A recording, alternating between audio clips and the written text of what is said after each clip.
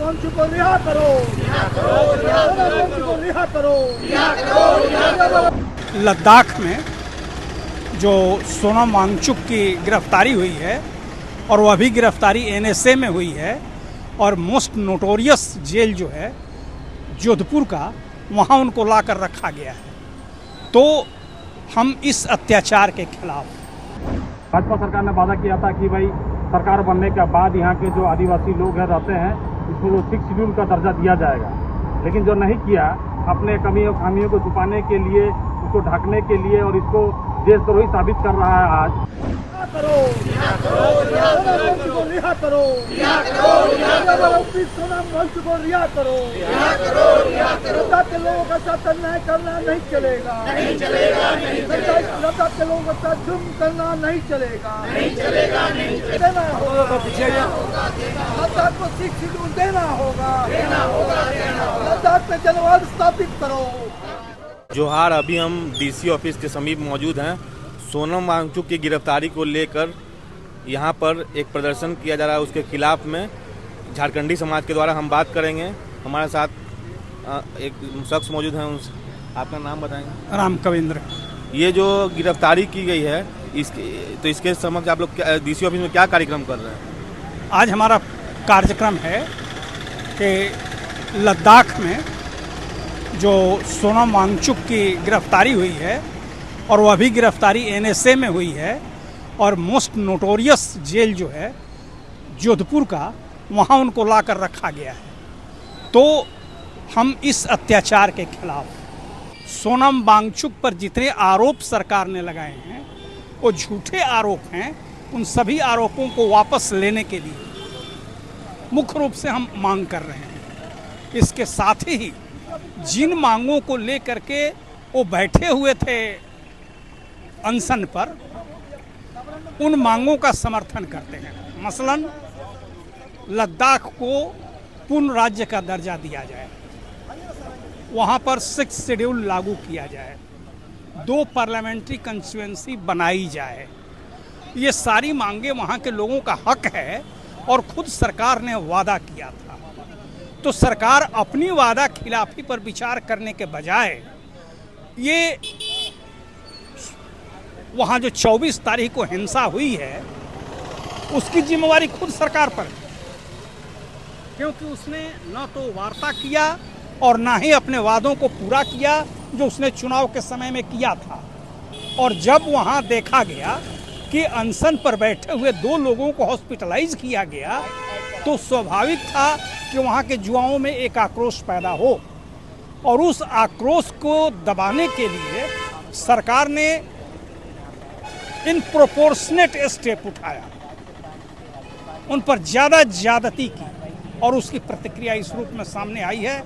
और उसके लिए जो हिंसा भड़की है और जिसके लिए सरकार खुद जिम्मेवार है, उसका आरोप सोनम वांगचुक पर लगा दिया गया। यह घोर अन्याय है और यह तानाशाही की ओर बढ़ते कदम की निशानी है।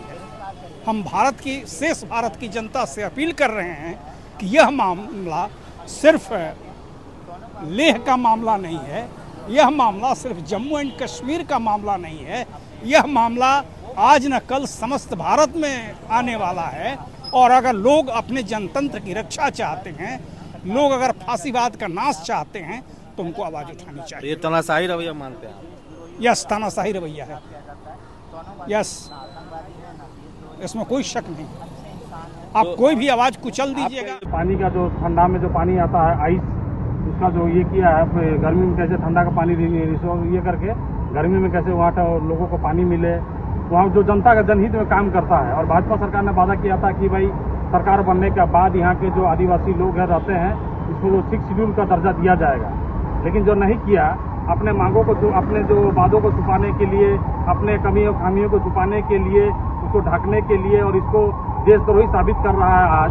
तो इसके खिलाफ में आज हम झारखंडी समाज का प्रोग्राम था डीसी ऑफिस में, और हम लोगों ने 4 सूत्री मांग पत्र सौंपा है कि भाई इसको जल्द से जल्द रिहा किया जाए और लद्दाख में शांति बहाली किया जाए, और जितने भी लोग गिरफ्तार हुए हैं उनको जल्द से जल्द रिहा किया जाए, और 6 शेड्यूल को जो है, जो सबसे पुराना मांग है आदिवासियों को, वहाँ को जल्द से जल्द लागू किया जाए।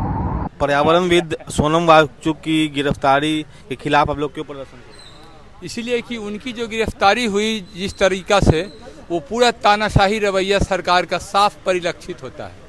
क्योंकि वो तो पर्यावरणविद थे, पर्यावरण को स्वच्छ रखना चाहते थे। जो भी उनका शेड्यूल 6 में जो ये था सरकार के द्वारा दिया गया प्रदत्त शक्तियाँ, उसी को चाहते थे, वो राज्य का दर्जा। तो उन्होंने कुछ भी गलत नहीं किया था। ये वही सोनम वांगचुक है जो देश की लड़ाई के लिए भी पहले लड़े हैं और बहुत सारा चीज़ों में उनका एक बहुत नाम है। जो मोदी साहब जितना भी आज बात करते हैं वो सब पहले कर चुके हैं देश के लिए।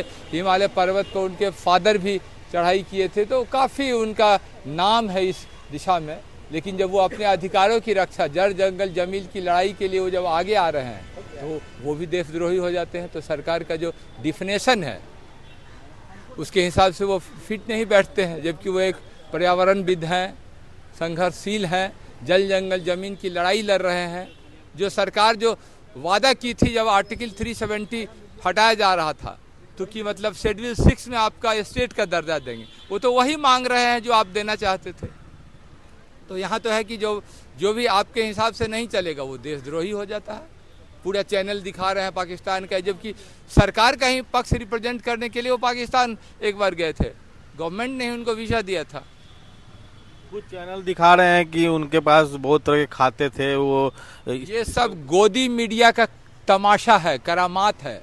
उनका जो भी बाहर से भी जिन लोगों को फंड आता है, जो उनका जो NGO जो था वो रजिस्टर्ड था, गवर्नमेंट के द्वारा ही रजिस्टर्ड था। तो उसमें जो लोग भी मदद करना चाहते हैं मदद कर सकते हैं। उस समय तो गवर्नमेंट को कोई परेशानी नहीं थी।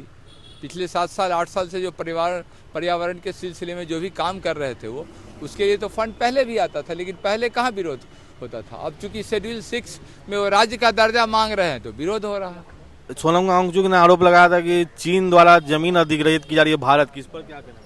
बिल्कुल सही उन्होंने बताया था, लेकिन इनकी हिम्मत नहीं है सच को कबूलने की। वहाँ का नक्शा आ रहा है जिसपे गांव का गांव बस गया वहाँ पे, लेकिन वो ये बोल नहीं सकते हैं विरोध में। तो जो सच्चाई को सामने लाना चाहता है उसकी आवाज़ को बंद करना है तो जेल में डाल दो। नेशनल सिक्योरिटी एक्ट या जो भी होता है सब लगा दो। मैं डॉक्टर BN प्रसाद, पूर्व प्राचार्य LVSM कॉलेज। तो जैसा कि इनका कहना था कि उनकी रिहाई हम चाहते हैं और इनके विचारों से आप सहमत हैं या असहमत हैं, कमेंट बॉक्स में ज़रूर बताएं। तब तक के लिए इस तरह के अपडेट में बने रहेंगे। तब तक के लिए मैं आकाश, विमर्श न्यूज़ के लिए जोहार।